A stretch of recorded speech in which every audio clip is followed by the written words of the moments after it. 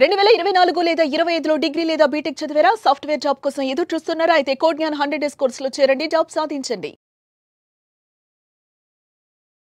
నమస్కారం ప్రియ చౌదరి గారు. Last episode మీరు నన్ను ఇంటర్వ్యూ చేశారు కొత్తగా, దాని కంటిన్యూషన్ ఇది.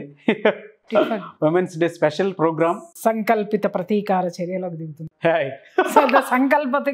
సంకల్పిత ప్రతీకార చర్య. Okay, so happy women's day one second. And ప్రతి ఒక్కరికి కూడా ముందు నుంచి ప్రస్తుతం వరకు చూసుకుంటే అండి, జనరేషన్ మారుతున్నా కూడా మహిళల మీద అయితే ఇప్పటికీ చిన్న చూపు పోలేదు.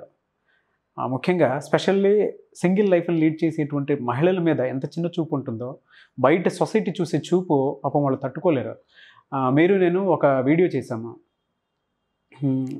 భర్త చనిపోయిన స్త్రీకి సంబంధించినటువంటి వీడియో ఒకటి చేశాము.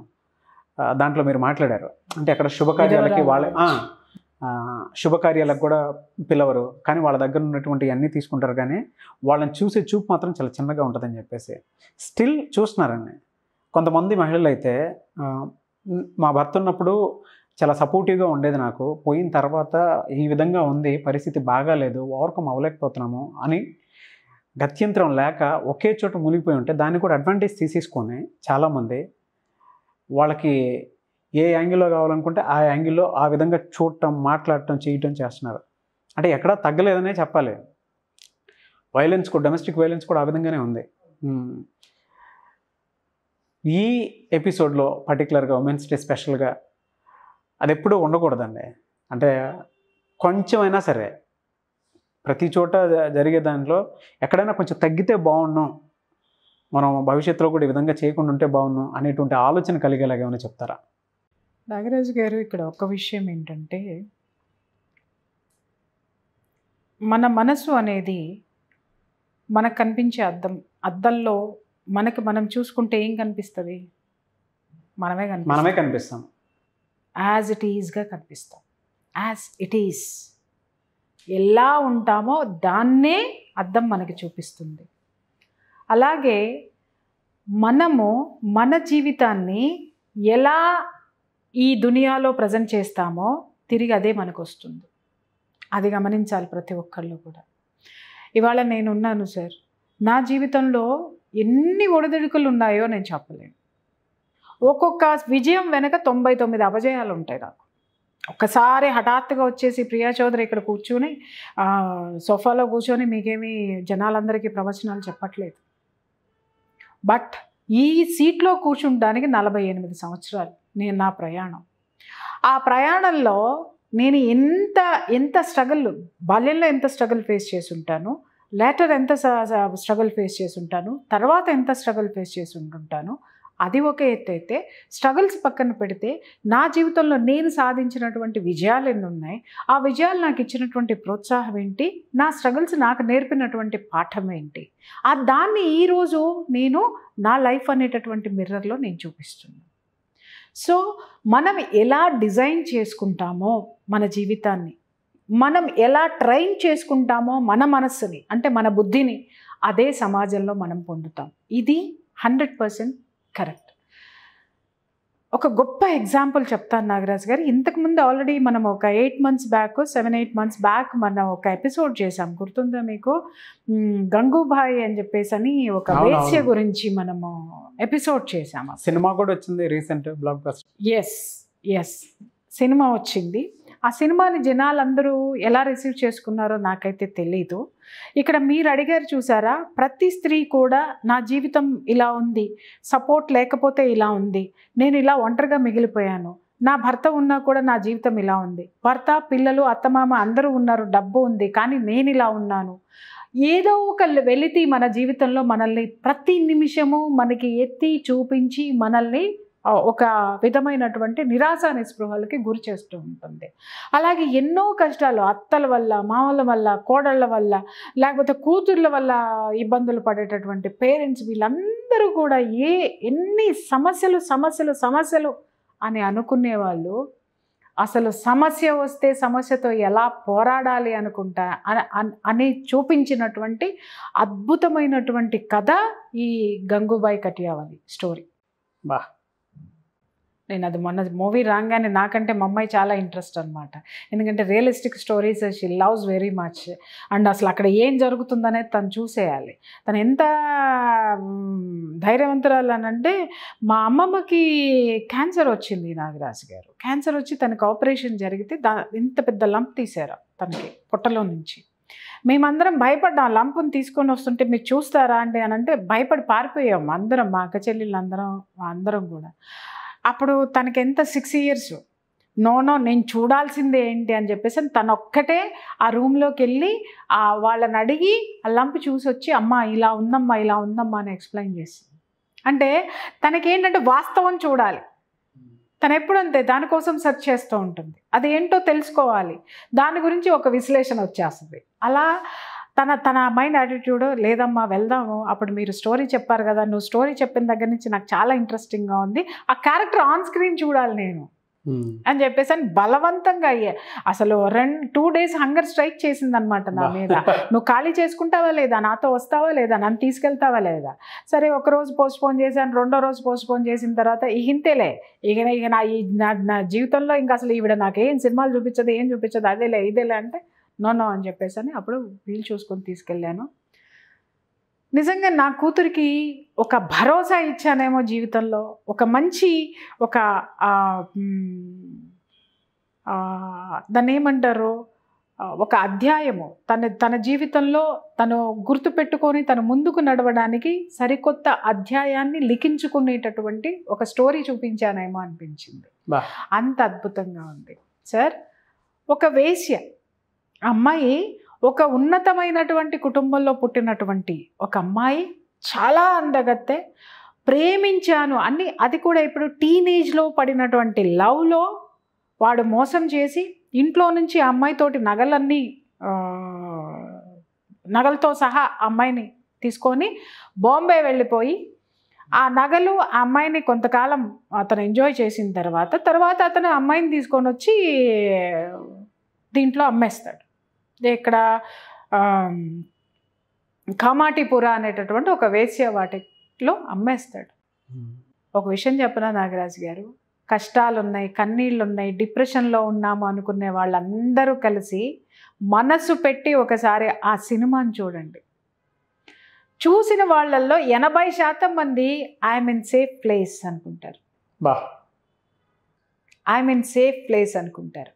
కానీ అదే జీవితము ఒకవేళ ఎదుర్కొనేటటువంటి మహిళలు ఎవరైనా ఉంటే ఆ స్టోరీ చూస్తే నేను ఎలా ఎదగాలి అనుకుంటారు.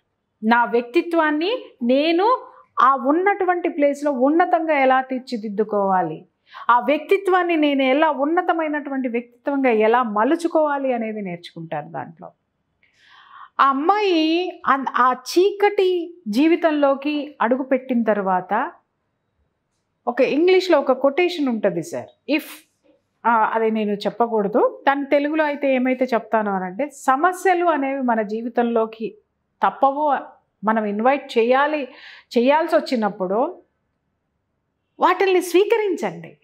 వాటి నుంచి పాఠాలు నేర్చుకుంటున్నాను అనుకోండి తప్ప వాటి వల్ల మానసికమైనటువంటి అభద్రతా భావానికి కానీ ఆ యొక్క దాన్ని ఏమంటారు దుఃఖంలోకి కానీ పోవద్దు. పోదాం 1-2 రోజులు పోదాం, కానీ ఉన్నన్నాళ్ళు పోవద్దు. ఆ అమ్మాయి ఆ జీవితాన్ని చాలా దాన్ని ఎలా తీసుకుంటుంది అని అంటే, షీ ఇన్వైట్స్, ఇంకా నాకు ఈ జీవితం తప్పదు, దీని నుంచి నేను ఇంకా బయటికి వెళ్ళలేను అనుకున్నటువంటి ఆ అమ్మాయి ఆ జీవితాన్ని ఆహ్వానిస్తుంది. ఆహ్వానించిన తర్వాత ఎప్పుడు ఈశ్వరోమంటూ కూర్చోదు సార్. లేకపోతే నేనింతే, నా శరీరం ఇంతే, ఇంతమందికి నేను ఇదవుతున్నాను, నా బతికింతే, ఇలాంటి డైలాగులు ఎక్కడా కొట్టదు. ఆ జీవితాన్ని ఆహ్వానించి ఆ జీవితంలో తను ఉన్నతమైనటువంటి వ్యక్తిత్వంతో ముందుకెళ్ళాలి అనేటటువంటి ఆ ఒక్క మార్గాన్ని తను ఎప్పటికప్పుడు ఏర్పరచుకుంటూ వెళ్తూ ఉంటుంది. ఇది నా జీవితం, నన్ను 10 మంది తూ అంటారు, లేకపోతే నేను ఎక్కడికి వెళ్ళలేను, నాదొక చీకటి కోణము, నా జీవితం, ఇలాంటి డైలాగులు కొట్టదు.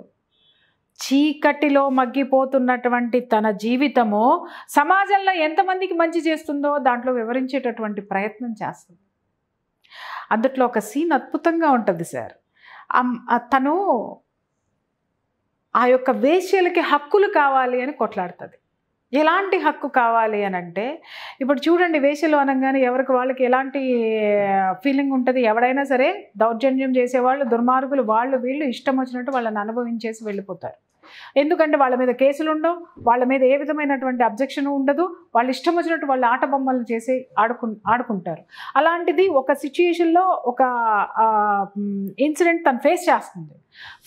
తను ఫేస్ చేయంగానే తనకి ఏమని రియలైజేషన్ వస్తుందంటే, నాలా ఎందరో, దీనికి నేను ఫుల్ స్టాప్ పెట్టాలి, నా వంతు ఏముంది అని తన బ్రెయిన్ భలే వర్క్ చేస్తుంది. నేను అలోన్గా ఉండకూడదు, నాకంటూ ఒక సపోర్ట్ కావాలి.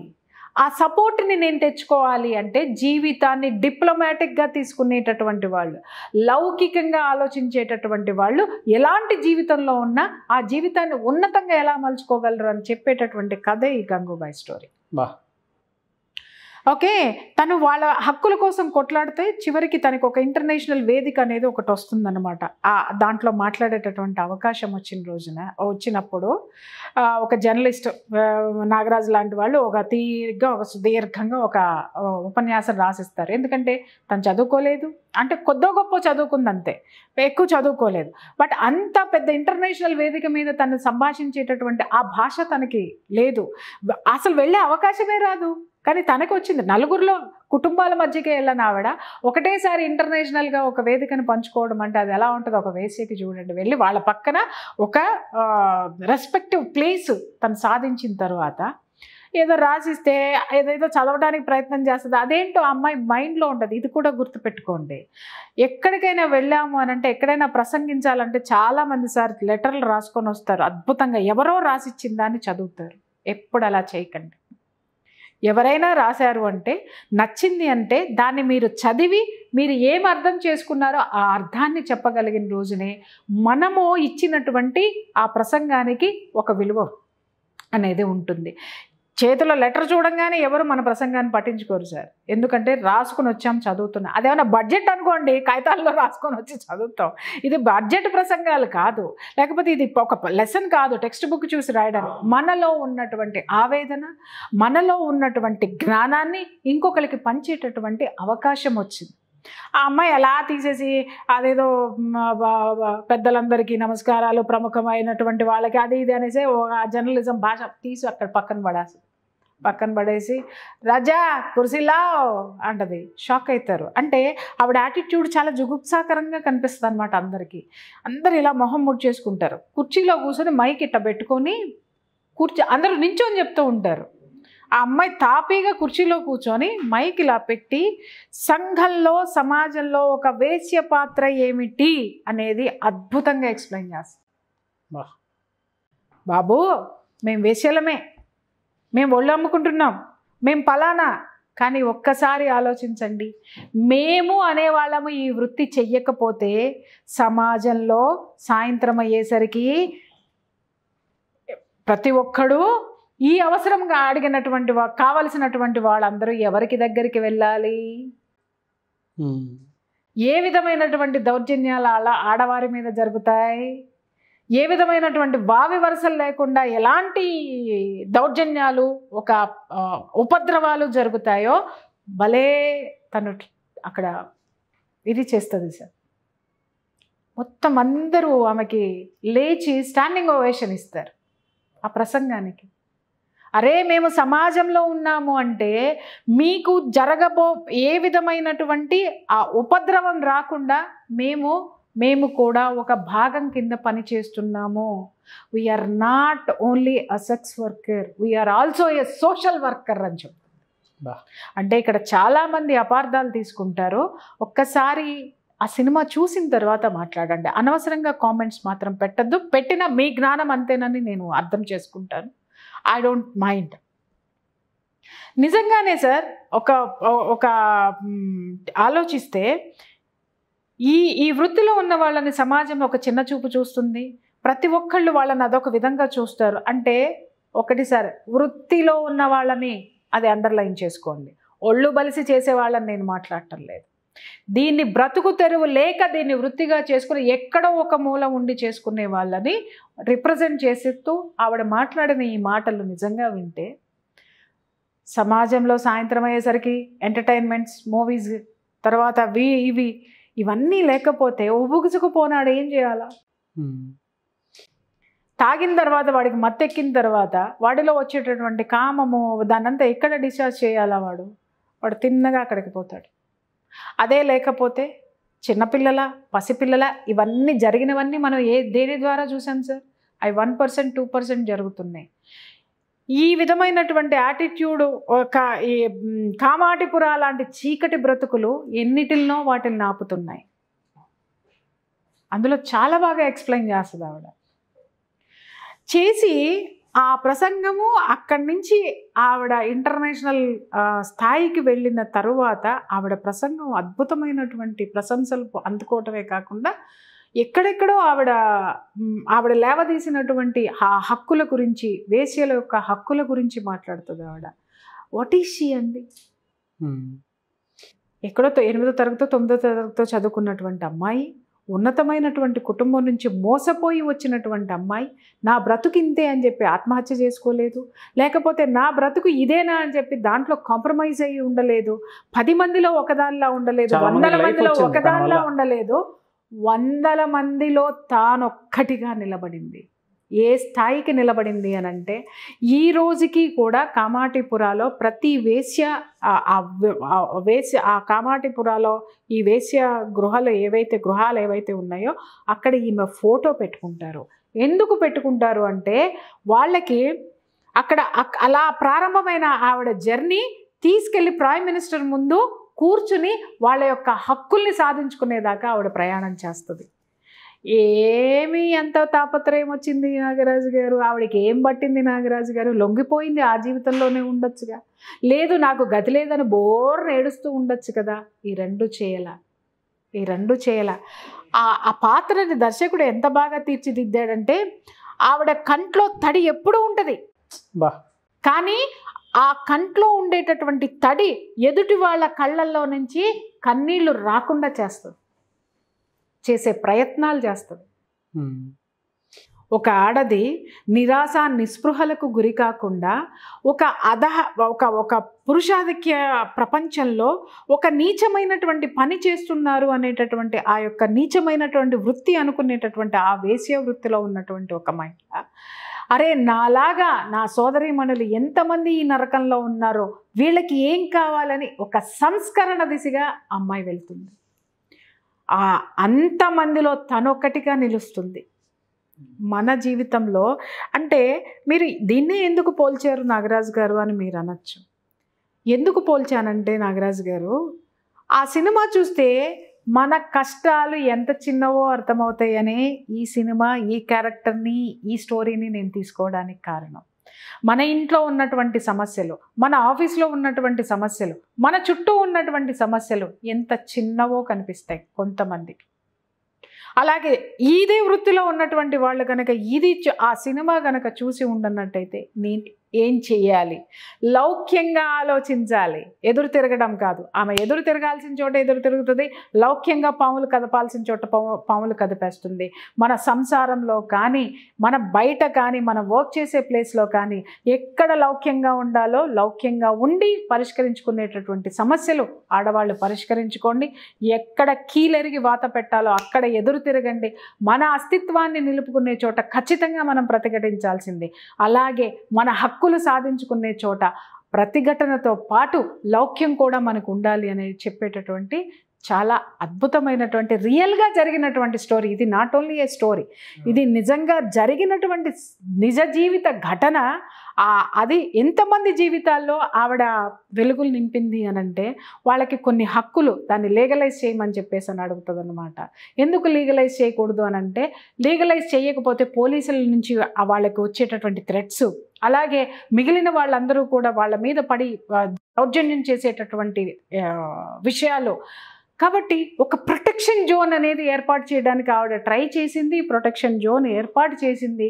ఇవాళ చాలామందికి కూడా జీవితాలు ఆవిడ ఫోటో పెట్టుకుంటానికి కూడా ఏంటంటే ఆవిడని చూస్తే ఒక ధైర్యం అనేది వస్తుంది.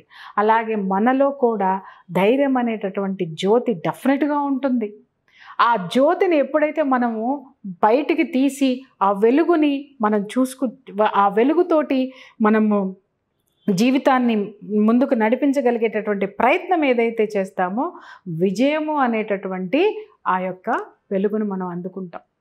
కాబట్టి ప్రతి ఒక్కళ్ళు చీకట్లో ఉన్నాము అనుకునే ప్రతి ఒక్కళ్ళు కూడా నా జీవితం ఇంతే అని ఏడవడం మానేసి, నా జీవితం ఎంత ఉంది, నేను ప్రయత్నిస్తే, దీంట్లో నుంచి బయటికి రావడానికి ప్రయత్నిస్తే, చాలామంది చెప్తారు మా అత్తగారులు ఇట్లాగా, మాంగారు ఇట్లాగా, ఇది ఇట్లా. ఒకసారి ఆలోచించండి, మీరు ఎక్కడ డిప్లొమాటిక్గా వెళ్ళాలి. ఎదుటి వాళ్ళ గురించి చెప్తారు, ఏమండి మా తోడుకోళ్ళు అమ్మో భలే తెలియగలదండి, అక్కడ మాటలు అక్కడ చెప్తుంది, ఇక్కడ మాటలు ఎక్కడ చెప్తుంది, నా వల్ల కాదండి అలాగా అంటారు. అరే ఆ అమ్మాయి ఎలా వెళ్తుంది ఒక్కసారి చూడండి, ఆ అమ్మాయి వేలోనే మీరు వెళ్ళండి. మీరు సక్సెస్ ఒక రోజు ఫెయిల్ అవుతారు, రెండో రోజు ఫెయిల్ అవుతారు, నాలుగో రోజు సక్సెస్ అవుతారు. మీకు కావాల్సింది పీస్ ఆఫ్ మైండ్, మీకు కావాల్సింది ఆ ఇంట్లో స్థానం, మీకు కావాల్సింది ఒక ప్రశాంతమైనటువంటి జీవితం. ఆ జీవితాన్ని ఎలా ముందుకు తీసుకెళ్లాలా అనేటటువంటి ఆలోచనలతోటి ప్రతి ఒక్కళ్ళు ఉండండి దీంట్లో. వాస్తవంగా నేను చెప్తున్నాను కదా, ప్రతి ఒక్క మహిళ ఎవ్వరూ కూడా ప్రతి ఒక్క స్త్రీ శక్తి స్వరూపము. అంటే ఆ శక్తి నుంచి వచ్చిన ఒక పరమాణువు మన అందరము కూడా. మనము ఆ శక్తిని వెతుక్కుంటూ వెళ్తే అప్పుడు కనెక్ట్ అవుతుంది మనకి, ఆ అమ్మవారు మనకి కనెక్ట్ అవుతుంది, మన యొక్క పూర్వపు శక్తి మనకు వస్తుంది. అలా కాకుండా నేను సామాన్యమైనటువంటి ఇల్లాలని, మహిళని, నేను సామాన్యురాలని అని కాదు, నేను అసామాన్యురాలిని అని ఎప్పుడైతే మాత్రమో ఆ యొక్క భావాన్ని మనం ఎప్పుడైతే తీసుకుంటామో మనసులోకి, డెఫినెట్గా విజయం అనేది మన దగ్గరికి వస్తుంది. నాగరాజు గారు, సమస్యకి పరిష్కారం దిశగా మన ఆలోచనలు ఉండాలి తప్ప ఆ ఆలోచనలు ఎప్పుడు కూడా అగ్రెసివ్గా ఉండద్దు. ఎక్కడ అగ్రెసివ్గా ఉండాలో అక్కడ అగ్రెసివ్గా ఉండాలి, ఎక్కడ డిప్లొమాటిక్గా ఉండాలో అక్కడ డిప్లొమాటిక్గా ఉండాలి, ఎక్కడ లాబీయింగ్ ఉండాలో అక్కడ లాబీయింగ్ ఉండాలి. దయచేసి ఇవి నేర్చుకోండి. పోరాడండి, పోరాడండి, పోరాడండి, పోరాడండి. పోరాటంతో పాటు ఈ లక్షణాలు కూడా మనలో ఉండాలి. అది నేను ఈరోజు మహిళలందరికీ నేను చెప్పేటటువంటి దాన్ని ఏమంటారు, ఒక ఉపన్యాసం అనుకోండి, లేకపోతే ఒక పాఠం అనుకోండి. మన జీవితంలో మనం గెలవాలి అనంటే ప్రతిఘటన ఉండాలి, లౌక్యం ఉండాలి, లాబీయింగ్ ఉండాలి, తెలివితేటలు ఉండాలి. ఇవి అందరిలోనూ ఉన్నాయి నాగరాజు గారు. అవును, బయటికి తీయండి. నేను ఈ సమస్య నుంచి ఎలా బయటికి రావాలి అనేది ప్రశాంతంగా కూర్చొని కళ్ళు మూసుకొని కొంచెంసేపు బ్రీత్ అబ్జర్వ్ చేసి ఒక 10 నిమిషాలు ధ్యానం చేస్తే ఆటోమేటిక్గా మీ సమస్యకి పరిష్కారం మీ మనసులోనే తడుతుంది. డెఫినెట్గా దాన్ని మీ మనసే మీకు గురువు. ముందుకు సాగండి లైఫ్లో. డెఫినెట్గా మీరు అనుకున్నటువంటి గోల్ని, లేదా మీరు అనుకున్నటువంటి పీస్ఫుల్ని, మీరు అనుకున్నటువంటి మంచి కుటుంబ వాతావరణాన్ని మీరు ఏర్పాటు చేసుకోగలుగుతారు. డెఫినెట్గా అండి. మీరు ఒక మాట అన్నారు, సినిమా చూసిన తర్వాత ఐఎమ్ సేఫ్ అని ఖచ్చితంగా ఫీల్ అవుతారు అని. డెఫినెట్గా చూడండి, ఎందుకంటే థియేటర్కి వెళ్ళలేని వాళ్ళు ఓటీటీలో కూడా డెఫినెట్గా వస్తుంది. రేపో ఎల్లుండో అది ఖచ్చితంగా దీంట్లో వస్తుంది. గంగూబాయ్ కటియావళి సినిమా ఖచ్చితంగా ప్రతి ఒక్క మహిళ చూడండి. అందులో ఎందుకు చూడమంటున్నానంటే కథ కాదు మీరు చూడాల్సింది, ఆ పాత్రధారి మాట్లాడేటటువంటి మాటలు మన జీవితానికి కూడా ఆపాదిస్తాయి. ఆ కష్టంలో నుంచి వచ్చే ఆ ఈగర్నెస్, ఆ యొక్క సమయస్ఫూర్తి, తెలివితేటలు ఒక మహిళలో ఎలా ఉన్నాయో మనం నేర్చుకుంటాం, మనం చూస్తాం. డెఫినెట్గా అండి. Once again happy women's day మీకు అండ్ మన మిథునం ప్రోగ్రామ్ చూసేటువంటి ఆడియన్స్కి అండ్ ప్రతి ఒక్క మహిళకి thank you so much. And thank you so much Priya Chowdary గారు. Thank you.